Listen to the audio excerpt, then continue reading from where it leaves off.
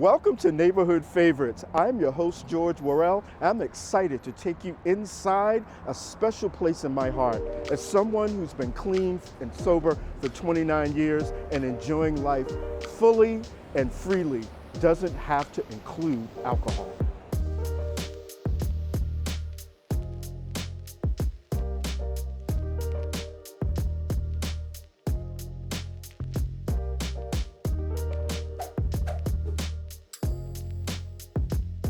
We are here at Binge Bar, an alcohol-free bistro. The experience is all about connection and community without the booze. It's a place where everyone is welcome, whether you're in recovery, sober curious, or simply want to enjoy delicious food and drinks with a healthy twist.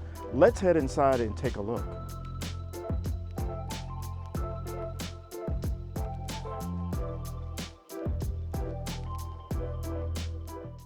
Virgie. Hi.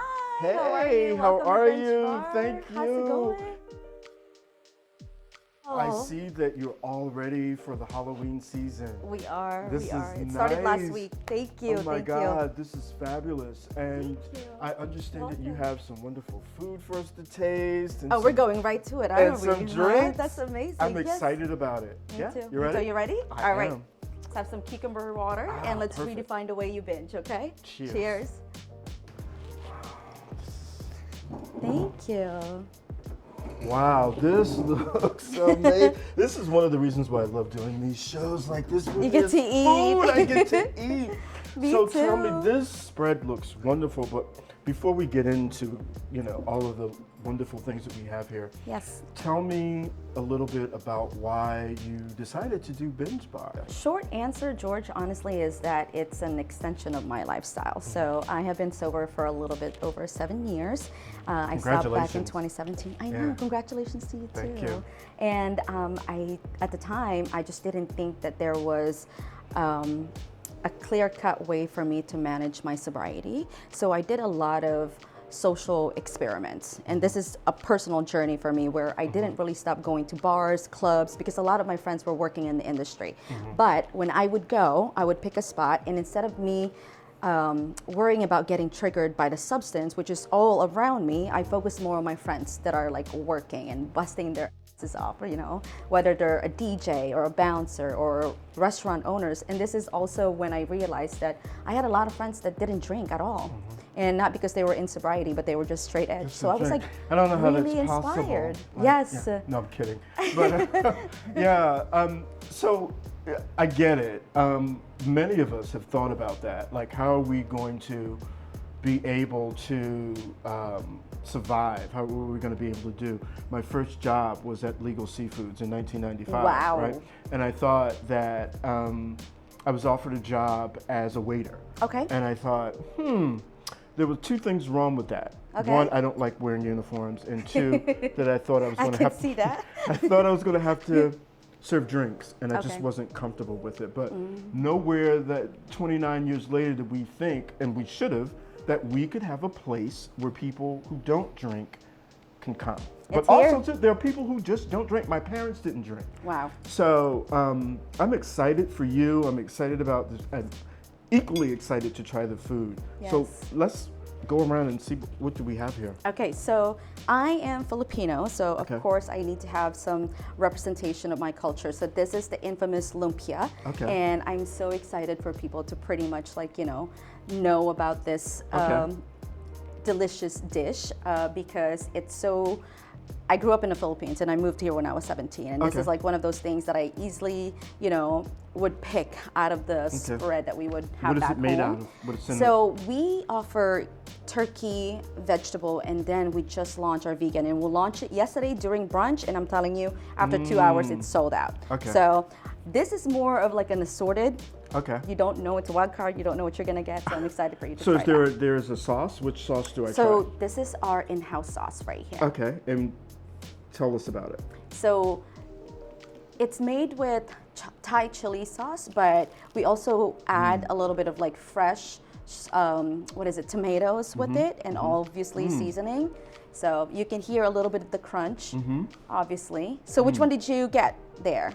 I don't know. I think this is the turkey. Turkey? Yeah. Nice. Perfect. This is really good. Thank you. Oh and my then God. And what sauce Filipinos is it? love vinegar. Okay. And anything tart. So this is a recent addition to the sauces that we offer, which is a vinegar-based sauce. And it's got a little bit of fresh onions in there. And I want to say olives, actually. All right, chef. And I can Shout taste out. it. Yeah. And then This is good. you have, yes, make sure you have some of that mimosa also. So what I love about the concept of Binge is that, yes, it is my brand, but I love to feature small businesses also. Like the base that you have with that Prosecco is actually from a Black-owned franchise. I love them, Crystal and Tea by Pure Green. And yeah, I mean, they're wonderful girls, and we collaborated in an event, and I really enjoyed the flavor profile of these juices, and I thought there was a match. Wow. Yeah. And what is this? That is so we call it DMV's Hearts and Art. Okay. And it is currently our chef's special, but it is vegan, and it's supposed to resemble crab cakes, but we don't want to name it that way because we don't have anything on the menu that kind of like is a meat substitute. We want to make sure that everything is fresh and made from scratch. Yes. And you have your sauce right there. Can I get a room? Because I'm gonna be, I eat and I like to take a nap. Take a nap out of it. This is amazing. This Thank is great. you. Thank So you. how are you able to, say, manage, with 7 years, clean and sober, and just run a business, and be responsible for payroll, and be responsible for paying bills, and how do you handle that? Because, with this show, and we want to show how it is to actually run a business. We see all the glamour, we see all of but we want to know, I want to know how it Yes. is to, like, really the nuts and bolts of it. It's tough. It's really challenging, and I'm experiencing this firsthand. And it's just so happened that I have a very, very good support system. And I'm not just talking about my family. I'm talking about the community that I built since I opened Binge, which is super duper important. And then just accepting the fact. I came from retail, and I managed, a few locations when I was doing that back in the day. And, you go through staffing and recruiting, and you go through the bad apples, and you got to thin the herd. And with me, since we have such a really small space, I have a small group of team with me that are willing to kind of like cross-navigate multiple roles within this space. So, when I said I'm a working owner, I can step in behind the bar, or I can step in plating this food for you, and I can manage the social media. So I'm able to cut costs, and you kind of have to like be But you almost have to. Like, I don't. Yes. Hiring, you should know everything about your business and be able to do it. For me, that's how I felt. Like, Yes. so when I started my business, catering and being an event planner. Really? Yeah, we had these church accounts, so. Okay. we would have to do the repasses, but I also made the menu. So if the chef didn't show up, I could do it. So many times I was frying chicken. So and you know making potato exactly salad. what I'm talking Yeah, about. yeah. It still applies to this day. Yeah. So And more. Exactly. So I know we're going to step to the bar, and Yes. we're going to talk about these non-alcoholic beverages. I Yes. look forward to it, and I'm going to be bagging this up to take home. As you should.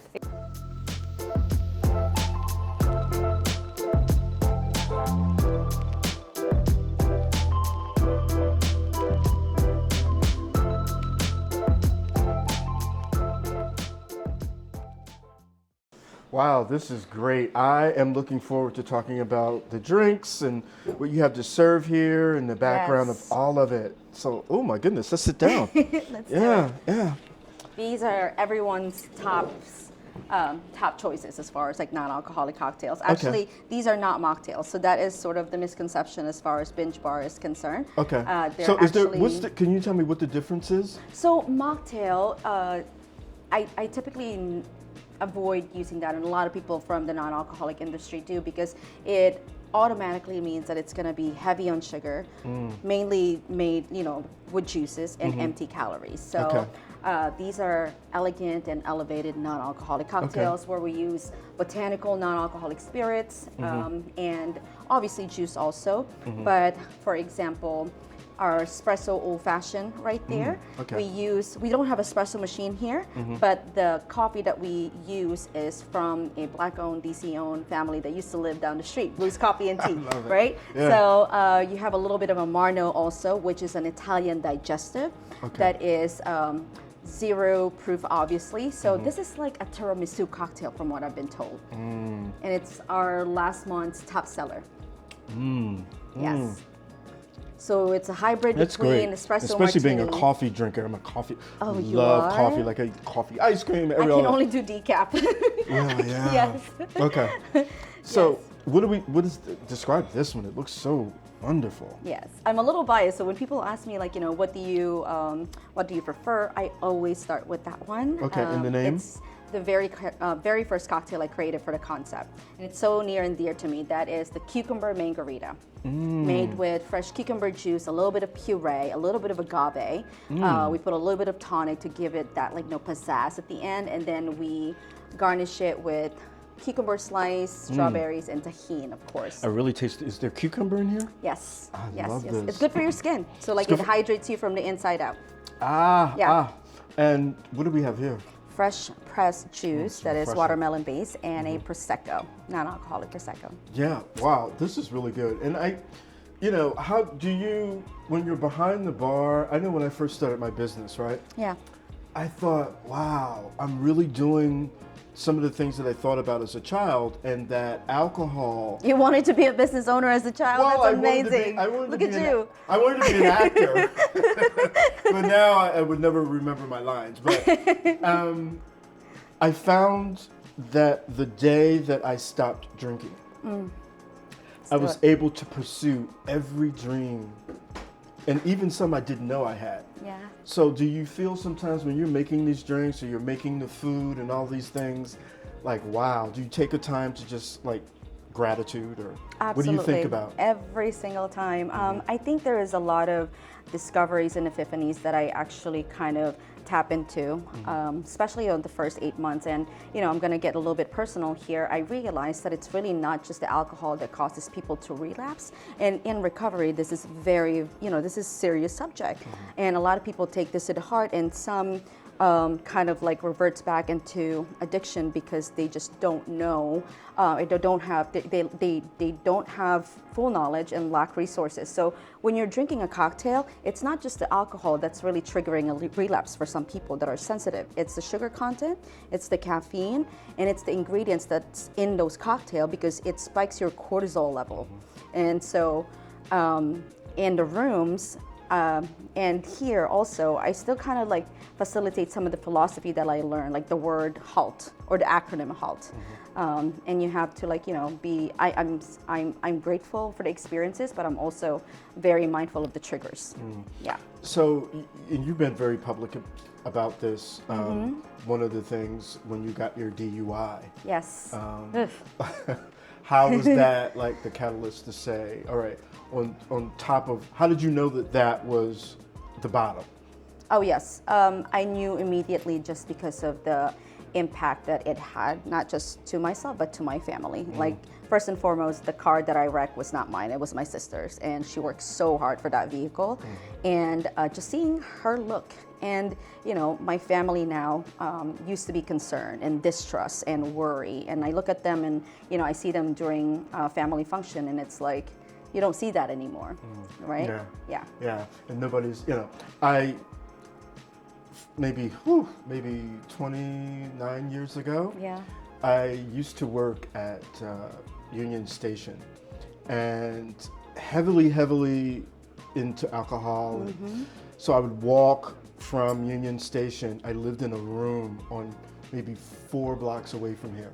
Yes. And to come back now, some 29 years later, clean and sober, is gratitude. To be able to walk and not be rushing home to do whatever it is that I was doing to destroy myself. Yes. But also too, the great part about it is that about coming here is you don't have to be in recovery. No. There are people who don't drink, Yes. have just stopped drinking for whatever Yeah, reason. yes.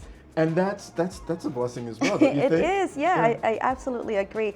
I'm 20 months into opening Binge Bar, and I remember when I first announced, or when this concept was publicly announced, I received a lot of backlash, mainly from people who drink, because they assume it's going to be for people that's in recovery or for church folks, or that it's only going to last for 6 months. And you take those in as constructive criticism versus taking it in as an attack, because people are projecting different things, whether it's trauma, whether it's it's intimidation, and you kind of just have to take it at face value and understand that there's room for all of us here. And I don't know if you're like this, but for me, many times for my ideas and the things, I was the only one that believed in me. Oh, that's super important. What's your sign? Taurus. Taurus? Oh, Scorpio. Okay. Yes. But and most people that are watching and stuff like that, they will say when you have this road or this journey, especially with us just restarting our lives, that we don't know where it's going to lead us, and that That's the beauty of it. Take all the energy that we did doing other stuff into this. Now let's talk about also too the wine, because many people, when you say non-alcoholic wine, what does that mean? Break that down for us. So what non-alcoholic wine means, that it's gone through a process of vacuum distillation, where they snuff out or they burn or they remove the alcohol during the fermentation. So there will be wine, there will be beer, and there will be spirits that you'll see on the label have 0.5% alcohol or ABV. And some people are very sensitive to that, and others aren't, and that's why when you go to a grocery store and you have a cart full of non-alcoholic beer, you still get carded, because FDA consider it non-alcoholic, but it's still kind of it's an operational thing where you still have to get ID from it. So does this, what point averages this? So this particular one, it's a brand from LA, and the beautiful thing about this, it's not only vegan, it's low in calories, low in sugar, but this has ashwagandha and reishi mushroom. Anything ashwagandha and anything reishi mushroom is really at the top of the chart right now when it comes to holistic beverages. Okay. Because it promotes relaxation, it helps with anxiety and focus also, depending on what you're going through. But this has 0.5. Okay. Yes. So is there anything that has 0? Are you able to get 0? Absolutely. Okay. Absolutely. So that means nothing. But I'm also wondering, how is that done? How is that done where there's 0 alcohol? Because like I said, I got clean 29 years ago, and there were people there had more time, and they were adamant about no alcohol. Yeah. So I think as far as the movement is concerned, they did it really, really quickly with beer first, because remember O'Doul's and Heineken, when I was beginning, I didn't even honestly drink a lot of these items when I used to drink to begin with. So I'm also introducing myself for it. But as far as non-alcoholic spirits is concerned, they go through a process called de-alcoholization. But what you have to realize is that since it's not just the alcohol that's really compounding all this flavor profile, you're still kind of getting not boozy, but buzzy from all the other ingredients. Okay. So it's not placebo. I would have customers that would say, Gigi, I'm feeling a little something. Are you sure there's no booze in here? There's none. When you're muddling something into a cocktail, a cucumber or mint, it releases all those aromatics, and it adds to kind of that buzzy feeling that you feel. So this has been amazing talking to you, and having this is an event space too, right? It is an event space. Yeah, so you're having a Halloween so people can come and just sit down. They can have a coffee, or they can have a small event here. Yeah, we try to make it as inclusive as possible. You should try the new fashion. So a new, is that on it's the riff of an old fashioned. Yeah, Mm. DC loves a good old fashioned. Wow. It's complex, it's got texture, it's got layers of flavor. This is great. I'm glad you like it. All of these are wonderful. Thank you. Tell us, what advice, I know I started my business, no business plan, none of that stuff. I just kind of said that I was tired, I was working for a restaurant, and the owner of the restaurant was in Morocco with his family vacationing. Okay. And I thought, I had just gotten a raise and I still wasn't making enough money. And all of the people that were there, I had sent out everything. And like I had done all the work, and it was my reaching out and, you know, all of these things. Yeah. And I remember saying to a friend at the time, I said, you know, I just got a raise and I'm still not making what I think I should make. And he said to me, you should do for yourself what you're doing for other people. And I went home that night. That's powerful. And I couldn't sleep. Right. And I gave my 2 weeks notice. I came up with the name and did my cards. I had 2 clients, and I started from there some 20 years ago. But that's not how things are done. But what advice would you give to someone that's saying, hey, you know, I think there's something to, I have an idea. Yeah. Yeah. I think, and this is just an accumulation of all my past experiences from previous employment, I think you shouldn't be ashamed or scared to do the grunt work. Or, you know, like I did most of the finishes here and I did a lot of the design. I was painting this floor like 2 days straight for like 8 hours. Like you need to allow yourself to get your hands dirty and actually show that to the public, because it's not just a character builder for you, but for everyone that you're inspiring to do this work. And I think I truly believe in a marketing strategy of storytelling is story selling. You have to share your story and you have to allow yourself to be okay to be vulnerable, because you really just don't know who you're going to capture, right? So this is a concept where my tagline is "Come as you are," and I really just want to be as authentic as possible in all of my approach. Of course, there's going to be instances where I have to get like, you know, I have to put my poker face on and like, you know, be a business owner, but I am the same exact person on social media as I am in person, and I really think that there's power in that. Yeah, and I'm also representing folks that are minorities. You know, I'm a woman, I'm minority owned, so I think that's super, super duper important. And I'm representing minority owned businesses here, right? In so the heart. Exactly. H Street And that's Garden. when, exactly. Yeah. I love that. I love H Street. Yeah. And it's facing a lot of challenges right now. And that's another conversation in another day. But the focus here is that how can I utilize this platform to try to engage a lot more people that are very creative, that are very abstract, to not limit themselves in a box. Because I was that person, and I'm pretty sure. Yeah. Yeah. Yeah. And I didn't like the box. Yeah, exactly. You break out of the box. Exactly. And it shows. It and it shows in the shows. way you dress, the way you speak. And I think that just resonates with people. Well, thank you again. And I'm sure we will all be back and have some of I this hope delicious so. food. Oh, we definitely will. I would love for you guys to come back. Yeah, this will be great. Well, thank you for taking the time to talk to us. Of course. Thank you, you sweetie. for having me. Thank you for joining us on this episode of Neighborhood Favorites at Binge Bar. We had a wonderful time trying all of the non-alcoholic beverages and trying all the wonderful food and the great conversation with Virgie, both of us sharing stories about our journey in recovery. This was a great, great, great experience for me. We look forward to you tuning in to our next episode of Neighborhood Favorites. This is George Worrell. We'll see you next time.